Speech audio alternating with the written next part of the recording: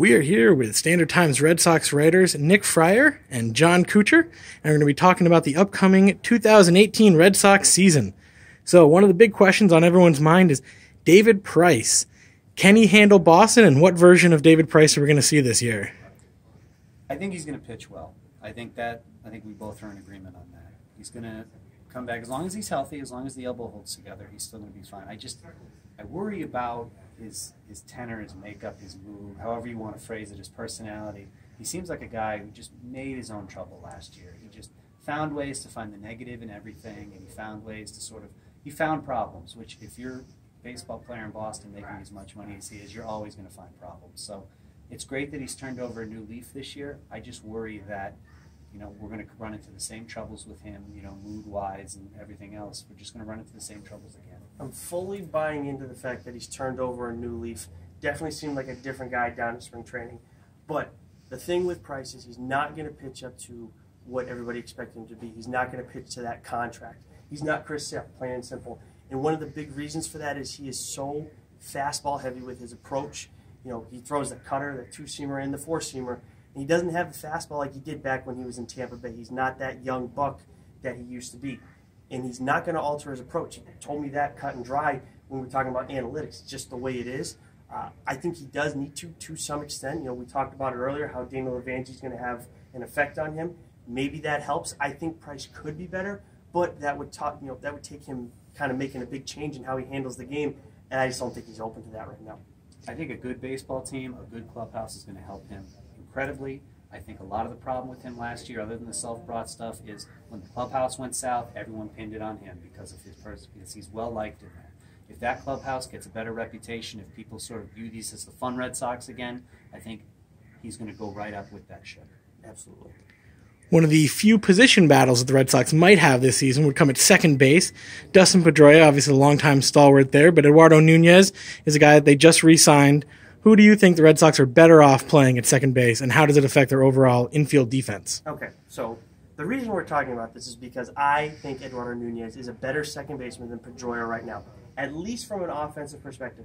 Defensively, I understand that there's a little bit of a difference, but offensively, Cora's talked about it, how the Astros looked at Nunez last year and how he handles his approach at the plate makes a big difference, and what Cora's trying to install with his team is be aggressive early in the count. Nunez does that. He also brings a level of excitement and flair to the game. I understand Pedroia is gritty and, used to be what Red Sox fans wanted, but the game's kind of changing a little bit. These flashy players, people like that. I like Nunez. I think he's also just more effective. He came here and was dominant while he was healthy, and look what they had to do. They tried to rush him back because they knew he made that much of a difference in the lineup. I'm not saying that's what's going to happen when Pedroia is healthy, but I would like to see that in terms of just how successful this team can be. I think we can't forget, though, you talk about health. Pedroia was having a pretty good year last year before he got hurt. And it's a tough spot. He's a small guy. He's got to kind of overextend to be at his best. And he's having trouble adjusting to that sort of, we talked about David Price a little bit, that sort of second act, that I can't go first to third anymore as easily. I can't get to all the balls that I used to get to.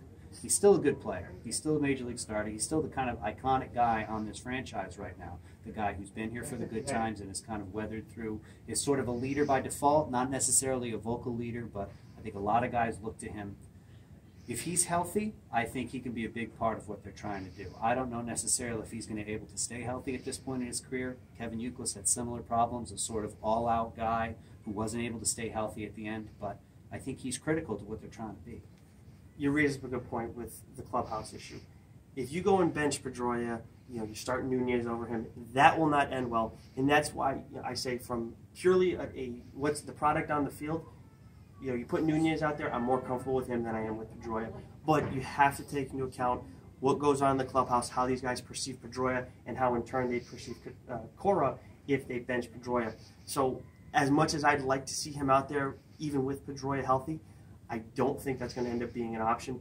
If Devers doesn't live up to what we expect him to be this year, or if he's not even half of that, then Nunez might get his shot at third base. That could be the only way that Nunez plays every day. But Cora has talked about already how he has a plan for what to do when Pedroia comes back with Nunez. Another question, though. How does Cora deal with Pedroia when the two of them have a very strong relationship back from when they played? Cora has sung his praises back when he was a player and back now. that's a tough balance to strike. That's the sort of thing a first-year manager's got to figure out. Very true. Can't talk about Red Sox season without talking about Red Sox Yankees. How do you have those two teams ranked in the AL East this season?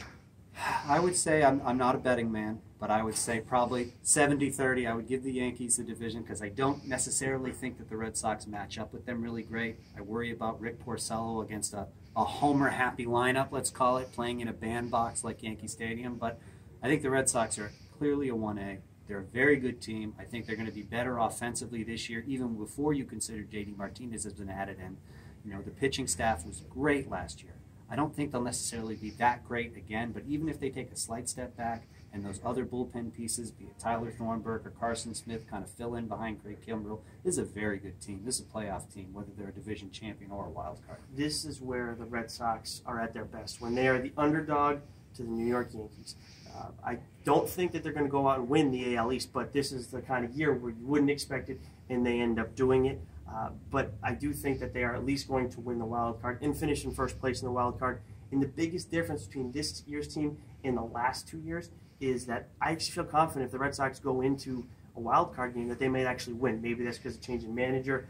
More than anything, I think it's to change in approach in terms of how they handle their guys and their health and their approach at the plate. I think that's going to translate very well into the postseason. But yeah, John, I agree with you 100%. I mean, the Yankees are the team right now. You look at Stanton, Sanchez, and Judge. I mean, those two right there, I don't know how you pitch around those guys right in a row. But we can't forget, they're also a team that's got a new manager, a new first-year manager. They also play in a sort of crucible sort of baseball market.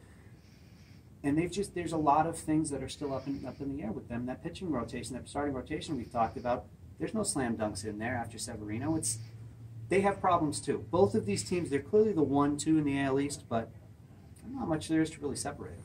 And this is what we've been waiting for a few years now, where both of these teams are good, and they're both going to be battling out first place.